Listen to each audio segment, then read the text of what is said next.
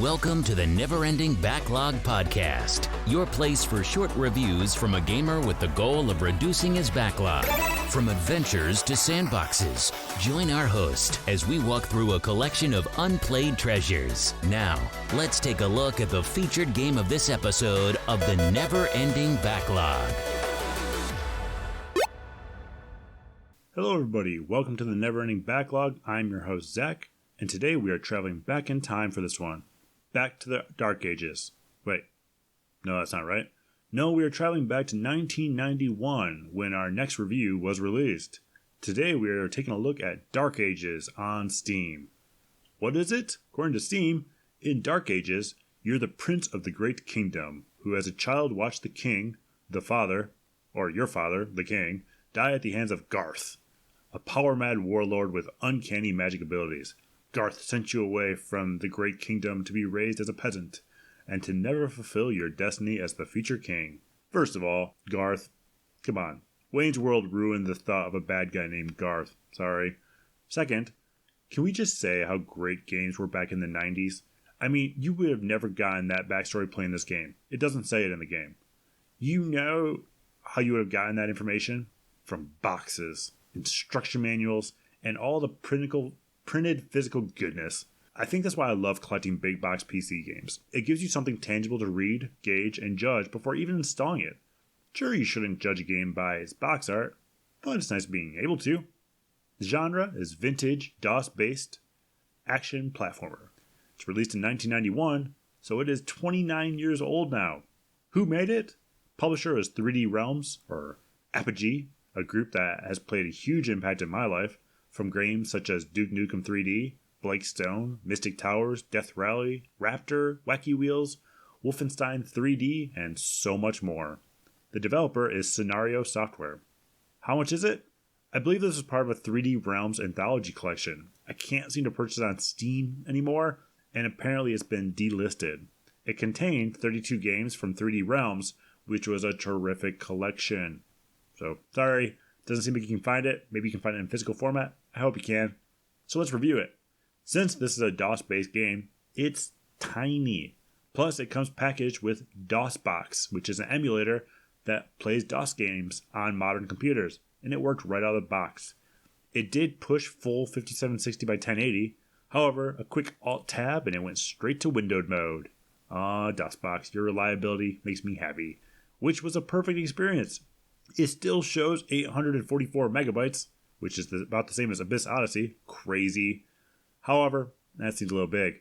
I would assume, personally, that that's probably because of DOSBox. DOSBox is probably a little bit larger there. In fact, I know there's no way that Dark Ages is almost a gig. No. Not possible. I had it on floppy disk. No. Anyway, regarding graphics, this is a DOS-based game, so expect that. It's also 29 years old. However, there are some great visual cues in the game that add an extra dimension to an 8-bit 2D game. One example is the lava in the game has a glowing effect on the bricks in the background. This effect is created by developers changing the gray lines of the brick outline to a reddish hue instead. That is similar to the lava. When it flashes, the gray is supposed to be, creating the illusion of lava lighting. It's really impressive for that age. It also features vibrant EGA VGA graphics, which is beautiful, and just pure 90s graphics, which is phenomenal. Audio? This is where I love this game. This game has a killer soundtrack. As a person who likes synthwave retro audio, this could be on Spotify today and have millions of downloads. Seriously, check out this soundtrack. The sound effects are traditional DOS-like sound effects, nothing that impressive. In fact, I would rather they didn't have any sound effects, since I just want to listen to music the entire time. A big bummer regarding the audio is that when the song ends on each level, it doesn't repeat it. It just ends and you hear your heartbeat, which is your health, continue to beat. But since I've spent so much time talking about the game and the great tunes, and they're publicly accessible, I will give you a little taste at how they are. So I'm going to insert a little bit of an audio clip right here so you can hear it.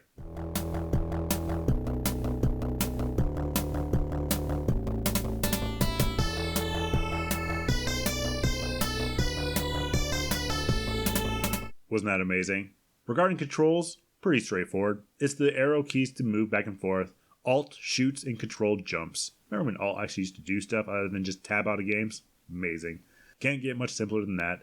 It is a very literal game back then, so when you push escape to quit, it'll ask you if you want to quit. To do that, you push Y for yes or N for no. It doesn't say you have to do that, but common sense kicks in. It's just assumed you know that, as that was a standard control scheme back then.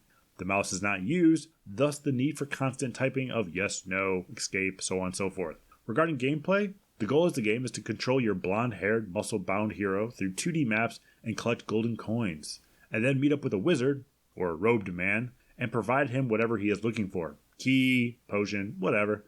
You will walk over to him, push down the up and down arrows keys, and he'll have the item he is looking for. You then search the map, avoiding creatures and pits, and gather the item to return to him. And then he'll open a door to the next level. Pretty straightforward. Difficulty. It's definitely a tough game.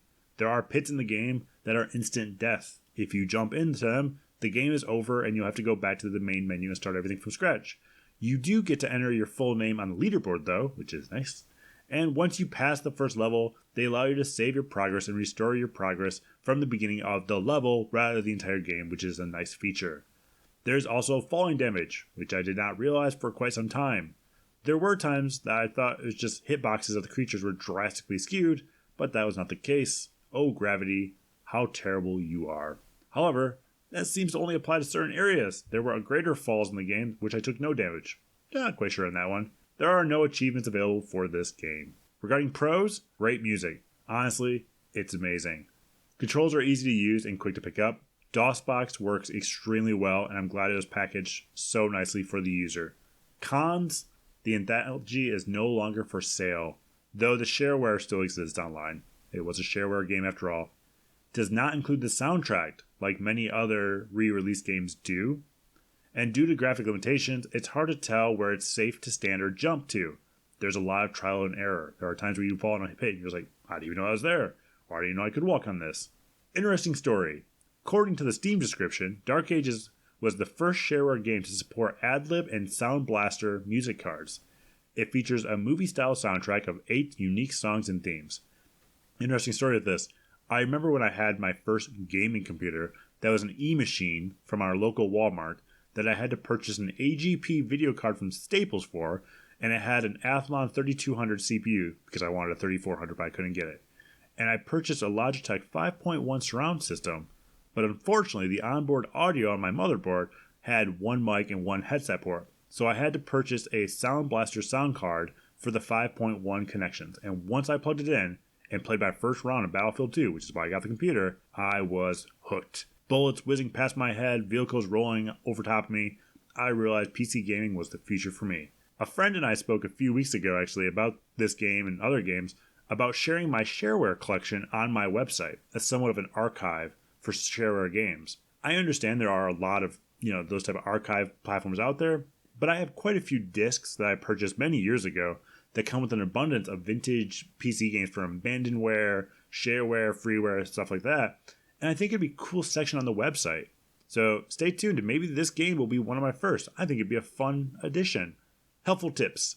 You can destroy the boulders that defy physics. They require a few shots, but they can be destroyed. And by defying physics, they roll to the end, they get stuck, and you're like, oh, okay, I can jump over them now. Nope, they turn around and start coming back to you again, even on flat land. So watch out.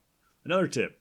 If you are a fan of the soundtrack, you should be, you can actually visit the Video Game Music Preservation Foundation website to download it for free legally.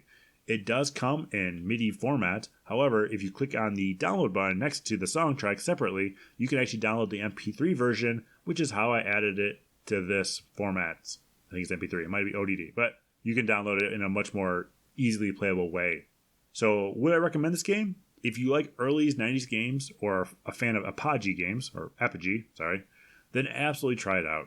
It is a piece of computer gaming history, and there are plenty of legal, free shareware copies out there for you to try it. Heck, maybe even on my website.